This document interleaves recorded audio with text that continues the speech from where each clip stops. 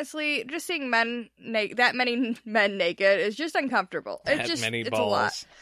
Have you ever seen the scene in Euro Trip when they're on the on the beach, on the nude beach, and all those men are running? They go there expecting to see women, and it's all dudes. And then they run, and it's a lot. This is what I'm seeing in my head. Take 1,000 of those guys, paint them white, and give them swords, and that is exactly the same. I wonder if we could Photoshop that, or like video edit it somehow to make it look like these 1,000. That would be fucking awesome. Bouncing balls all over the place. But so the Daharan soldiers are terrified of these people, and they still are. But that means that if the young men stare at Kahlan and they happen to get aroused, all the better. The Daharans are going to assume these are the Shahari people, and Kahlan will be like, still got it, bitches. Well, and I guess, she's a little bit protected from the idea of people wanting to, like, just rape her because she's a confessor. So everyone's like, I can't do that. Yeah. If you were of a mind to rape, it could be anybody else, but not her. Just look, don't touch. Kahlan gives him 2 more reasons why she has to be the one to go into battle with them. The first is that the Daharans are going to assume she was killed by that group that was chasing her, and that's going to support the story that these guys are all fucking spirits. Right. They know that there's at least 50 guys who are dead, who may be spirits or, ghosts, whatever, who would come back to camp, and that Kahlan could be among them, right? And that's something that they're terrified of. And Captain Ryan right here is like, wait, so there's 50 guys cruising around in the woods out here? Worrying for one, because we didn't know they were out there. Worrying for 2, we didn't know they were out there because our sentries didn't catch them. Oh, yeah. So, what? You should have said that first, Kahlan. But she's like, no, motherfucker, they're dead. Don't even worry about that shit. And just blows his mind. And he's like, all 50? That you left it out. Yeah. Holy fuck, you're good. Well, I told you I killed like a ton of fucking people, okay? Yeah. The second reason that she gives is that even if the illusion of her being a spirit isn't going to work, the soldiers are still going to be in shock seeing a naked woman riding through their camp because, again, tits. Well, yeah. It's like a woman walking past a construction zone. All the guys turn into instant zombies, like, boobies. Yeah. So that's going to be the way it plays out, except they're going to be like, hey, tits, and then dead. Yeah, yeah.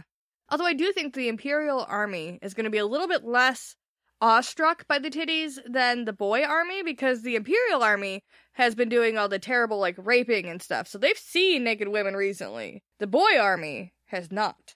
Oh, yeah, that's true. So it's all going to work. Yes. The Imperial Order is going to be like, oh, tits. And the man army, not the boy army. Yeah. Man army, because that also makes it way less awkward, is going to be at full attention. Yeah. Bam. Cheers. So he asks her if there's any way he can get her to not do this. And she tells him, look, man, there is one guy who could stop me, and you're not him. Nope. No. So any romantic hope has been dashed here. Not that there was. I just, you know, very, very solid line there. And that other guy also, if he was here, he would forbid this. Yeah, he would be cool. So here goes. We're going to do it anyways. And she explains to him that this other dude, he's not her mate, but they're going to be married proper. He's Richard. Right. He's a fucking seeker. He is a wonderful specimen of man meat. And he's immune to my power. So, like, he's everything. You're nothing. He's a triple threat. And you are an afterthought. So not that he was thinking that, but, like, just in case. Right. So you know. And if you ever meet him, don't tell him a fucking word about this, because you probably will lose your head.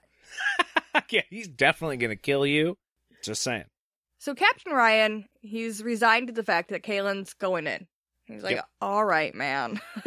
You're the boss. I mean, we've done this song and dance a couple of times. You're in charge. I'm just going to say okay and not, commit treason. Right.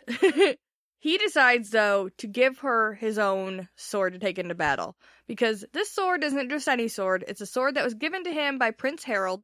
It was used in battle once by King Wyborn. And it's, like, the perfect thing to hand to Kahlan. Yeah, and it's conveniently appropriate. Like, well, yeah, you should be using this one. But through all the different channels that this sword went to, and to finally end up in Kahlan's hand, like, how perfect. Yeah. It's like, it's like Thor finally getting his hammer. Yeah, well, and it's like that wonderful connection to the family that she doesn't have anymore. It is also appropriate because she is defending Galea and the Midlands, and like, it's full circle. It's her own sort of truth. Ah, yeah. And Captain Ryan even says, hey, if you're family, this might have some magic that protects you and keeps you safe. I don't know. She doesn't argue against that at all, I noticed. But there's nothing really saying that that's true either. No. She tells him, though, she's not going to keep it. She's going to give it back to him when she leaves, because she doesn't need a fucking sword, let's be real. Yeah.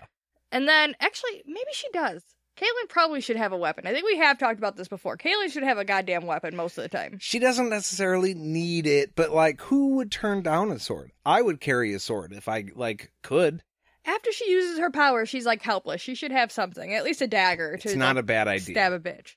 Anyways, Captain Ryan will then have a sword that is not only wielded by King, but has been wielded by the Mother Confessor as well. And we're going to start the bidding at 1 million. Fuck yeah, he could sell that for a lot. Not that he would. I think he's more honorable than that, but like... It's a piece for his mantle place. Nobody has that sword, you know? Yeah. Oh, yeah, definitely. When you're old and retired, that's where this sword goes. Yes. Above the fire, so you could just stare at it and be like, fuck yeah. Yeah. Also, it touches her titties here in a second, so... Yeah, so he is doubly in. And I think, okay, he doesn't know this, but Captain Ryan sternly tells the guards to keep their fucking backs to the tent while Kahlan goes in and whitewashes herself. Don't be weird, guys, for real. Yeah. No pixies, okay? No pixies. No. Don't do it. You saw what she did to Mosul. Just don't. And then it's hilarious because they're like, hey, we're going to be appropriate about this shit. We're not even going to think about what it is she's doing. And then the book cuts away and goes, but you know what?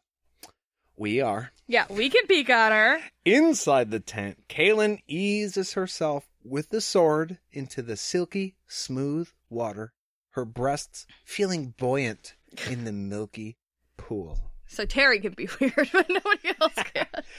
Horny Terry is back, baby! He's like, hey, everybody be appropriate. And then the boobs float, and it's milky and creamy and smooth. We get to be sneaky, not appropriate. It's okay. Well, it also describes her doing the weird thing with the sword, though. The sword, like, comes into the bath with her, and it lays between her breasts and down her body, and she carefully spreads her legs so that the sword won't cut her thighs. And then she sinks into the water so carefully. Are you fucking kidding me? Like, no, it's cool, it actually said that. But, like, there's no way that is safe. No. She definitely cuts herself. And it's super, like, the whole, any parts that touch her body are not getting whitewashed. So this is a whole, like, it's redundant. She should have dipped it separate and not had the cool moment where she's doing this. Because it's dangerous and just extra work. I mean, I agree with you on a practical sense, but I think I'm on the other side of the fence because naked lady in a tub with a sword probably sells more books. I don't disagree. I'm just saying there were plenty of swords around that are not made of metal that she could have used. I'm just kidding, but she can't use those. I'm just saying, it's not very practical. So the whole time I was reading it, I was like, that's cool, but you're definitely cutting your tits open. Oh, God. Well, there's something to be said then about how danger is sexy. Yes, it is. Yeah. Yes. And that's the end of the chapter. Leave you wanting more. Well, if you guys enjoyed this episode, I don't blame you. I had a lot of fun. Mm-hmm. You can let us know by writing an email to podcastatt@gmail.com. You can find us on Facebook and Instagram at PodcastATT or over on Twitter at podcast_ATT. If you wanted to check out our Patreon page, you can leave anywhere between $1 pledge and a $10 pledge. It gets you access all the way up to a hand-drawn image by Jade. They are very fucking cool, if I do say so myself. But other than that, we really, really thank you guys for listening, and we will see you real soon. Bye!